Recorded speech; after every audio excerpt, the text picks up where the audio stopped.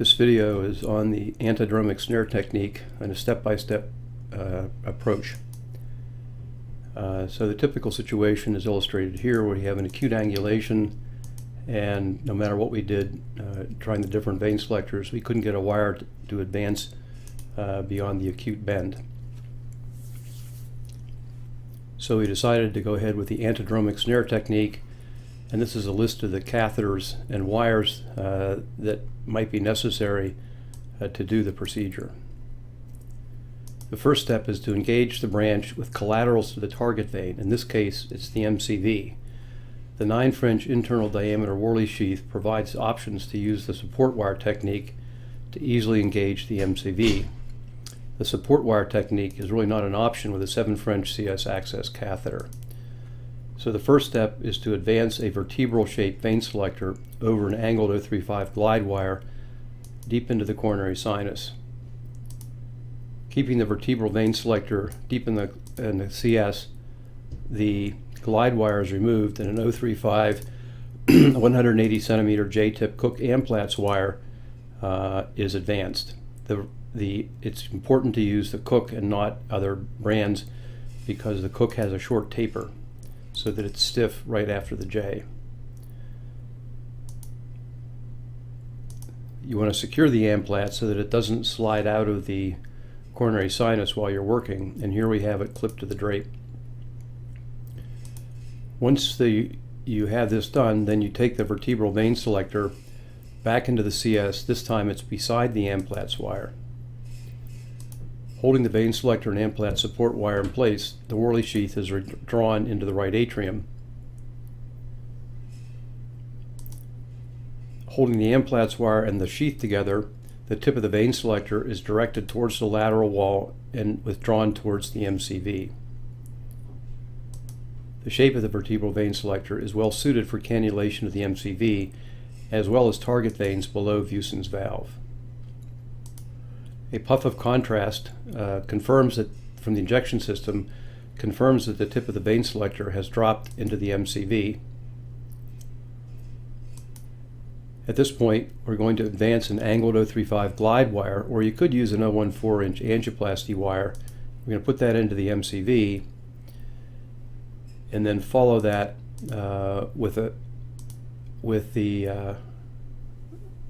we're going to follow the vein selector over the wire into the MCV, all the while the sheath is supported by the Amplatz wire.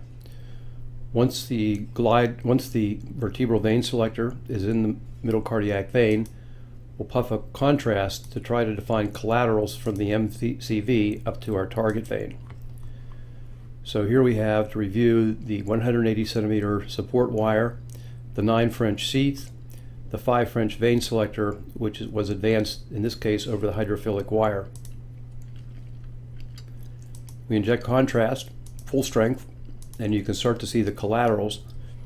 The first collateral that we see didn't seem to go very well to the target vein, so we pulled the vein selector back to this next branch and injected into that to look for collaterals.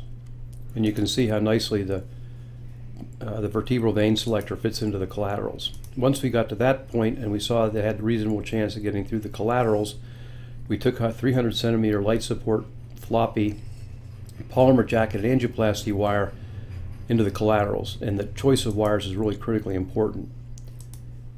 So we had the wire, but we injected contrast. We could see that it really didn't go to the target vein, so we had to withdraw the wire and then re-advance it. And this time we were able to get the wire through the collaterals and back into the CS. So once again, reviewing, we have the angioplasty wire here, the Amplatz support wire here, and the vein selector. And now it's time to put the snare catheter in. So we don't want to put the snare catheter in the assembled fashion, that is, putting the loop and the snare catheter together. We want to put the snare catheter over the existing wire it's already in the CS, because otherwise you would have trouble getting the snare into the CS. So we're advancing the snare catheter over the 180 centimeter Amplatz wire into the CS, and now you can see the tip of the Amplatz wire here. And then once the snare catheter is in the mid-CS, the Amplatz wire is removed and our snare catheter is inserted into the hub and out into the coronary sinus. So we'll rotate the snare to get it into good position, then withdraw the wire back towards the os of the target vein, and then advance it into the open snare. So there it goes into the open snare. And so we have 8 centimeters of wire through the open snare. We have our 9 French sheath here. Here's the tip of the snare catheter, and the vein selector is still in the middle cardiac vein. So holding the snare catheter in position, the loop of the snare is withdrawn against the angioplasty wire. And you know you have the wire because the snare catheter doesn't come back any further, the snare loop doesn't come back any further. Now we need to secure the snared wire.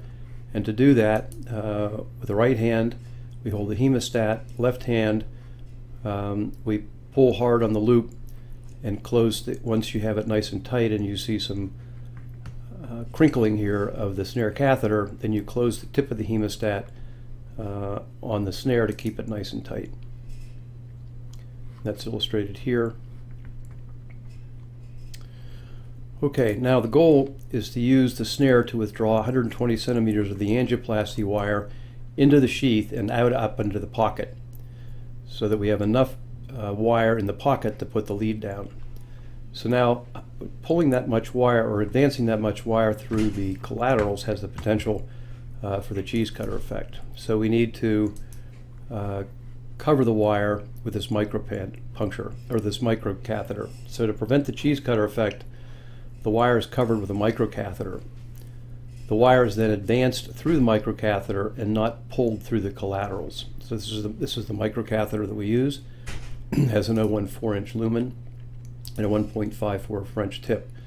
So we're going to remove the vein selector, and now here's the microcatheter coming back where the vein selector was. We have the wire snared up at the top there, and we're advancing the microcatheter through the collaterals, and we're putting tension on the wire here to allow us to advance the microcatheter through the collaterals and then back out into the CS.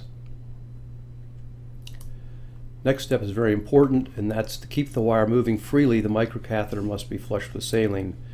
And to do that, we have a Y adapter, a 1 to 2 cc syringe with saline, a hemostatic valve that we close nice and tight, and here's the wire, angioplasty wire coming out attached to the hub of the microcatheter.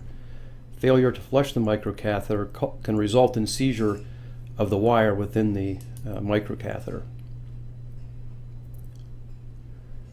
So here we are. The next step is to advance the distal end of the wire into the microcatheter while the tip of the wire is withdrawn into the 9 French sheath with the snare. So we're not pulling the wire into the sheath. We're taking up the slack that's been created by advancing the wire into the microcatheter. So one person's advancing the wire and the other's taking up the slack. So what this looks like on the other end is illustrated here. You can see this, my technician here is advancing the wire into the microcatheter, and I'm taking up the slack with the snare. And you want to continue this process of advancing the wire, and withdrawing the snared end is continued until you have 80 centimeters externalized in the pocket. And the sheath is 40, so it's a total of 120 centimeters of wire has to go through the collaterals.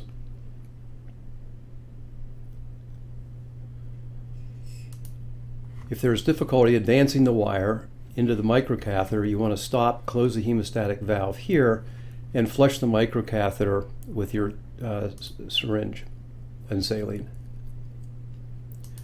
So once you have the snared wire up on the table and we have enough slack in the wire, we'll open the snare and remove the snared loop, the snared wire from the loop of the snare. And then here you can see the bent portion of the wire. because of the snare, and then we'll take a pair of scissors and we'll trim off the bent section. And then the cut end of the wire is back-loaded into the tip of the pacing lead. So when you think about this, we're actually putting the pacing lead backwards down the angioplasty wire, which is why we call it antidromic. So the proximal end of the wire is secured at the hub of the Y adapter, the same Y adapter that we use to actually flush the catheter. So you can see that we have the hemostat there, which prevents the angioplasty wire from advancing while we're putting tension on it. And so my assistant is holding tension on the wire back here. You can see there she has tension on the wire, and I'm advancing the lead over the wire. And back in here, this is the other end of the wire, which is being held in place by the microcatheter with a snap. Now, as we try to advance the lead here, you can see that it's not going easily. And so sometimes you have to let a little slack out. So this had such an acute angle on it, and we had pulled this down, so we let some of the slack out, let the lead pop up, and then applied tension again, and now we're able to advance the pacing lead into the target vein. And you can see here's the microcatheter here. The microcatheter, of course, has to be pulled back to allow the lead to advance.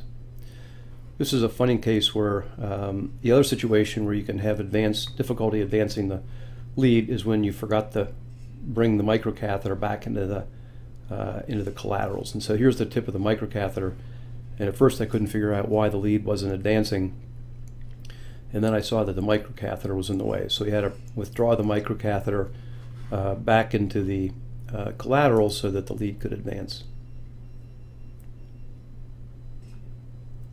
So there we have the lead in place. So once the lead's in place and thresholds are confirmed, we peel away the sheath. You can see the sheath's been removed here.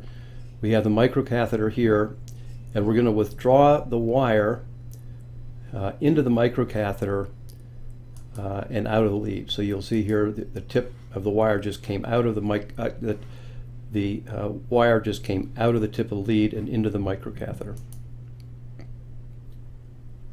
And then once the thresholds are checked, we can remove the microcatheter and everything's out.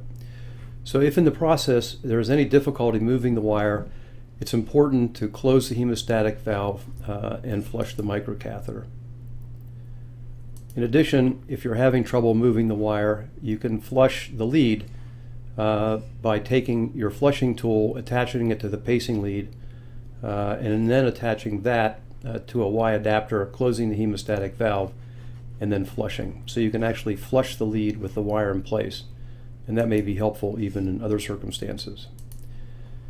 In some patients, the vertebral vein selector is not the correct shape to engage the collaterals to the target vein. So in this case, the collateral that's very large and easy to see, its takeoff didn't engage well with the vein selector. So if you have that happen, you can just exchange the vertebral shape for another shape vein selector to engage the collateral for the antidromic snare technique. Although the collaterals leading to the target vein are often found in the MCV, they may be found connecting to other adjacent veins. So an example is illustrated here. In this case, the MCV was difficult to locate using the vertebral vein selector. So I switched to the standard vein selector and aimed it lateral and was dragging it back along the wall of the coronary sinus and found this side branch, which was not apparent on the venogram. And injecting contrast there, you can see that we have a collateral that goes to the stenotic target vein through, and we're able to advance back out into the coronary sinus and then snare it and place the lead. Another example here, you can see this acute tortuosity here. We weren't able to advance the lead antegrade, so we went up high into this anterolateral branch, and we saw this beautiful collateral here. So we were able to advance the wire from this anterolateral branch around and out into the coronary sinus, snared the wire there, and then we're able to advance the pacing lead through this tortuous area here using the antidromic snare technique. The other situation that can occur is if the microcatheter will not advance through the collaterals, which is, I haven't really seen that using the 0.14-inch Surcross. This was days when I was using an 0.18 diameter microcatheter. You can exchange the microcatheter for 1.25 millimeter over the wire coronary balloon, not rapid exchange, but over the wire. And then you can advance your coronary balloon through the circulation, and if you run into trouble, you can dilate the spot. And then once you're there, you use the lumen of your over-the-wire coronary balloon as your microcatheter. Another situation that can occur is illustrated here. Usually, you put the microcatheter through the collaterals once you have the wire snared. In this case, we were able to get the wire through the collaterals and into the target vein, but just couldn't get the wire to come out of the target vein. The wire got bent. So we were able to actually advance the microcatheter through the collaterals and get that through the collaterals and back up into the coronary sinus even before the wire was snared. And we now have this microcatheter here where that provides support for advancing the lead, and also it allowed us to change the wire if we so choose without having to worry about losing our wire through the collaterals. So here you can see we're now advancing the wire through the collaterals, closing the wire on the snare, and then advancing the pacing lead using the antidromic snare technique. So that's the antidromic snare technique step by step. I think we've covered all the potential variations on the theme, and I hope this is helpful for you. Thank you.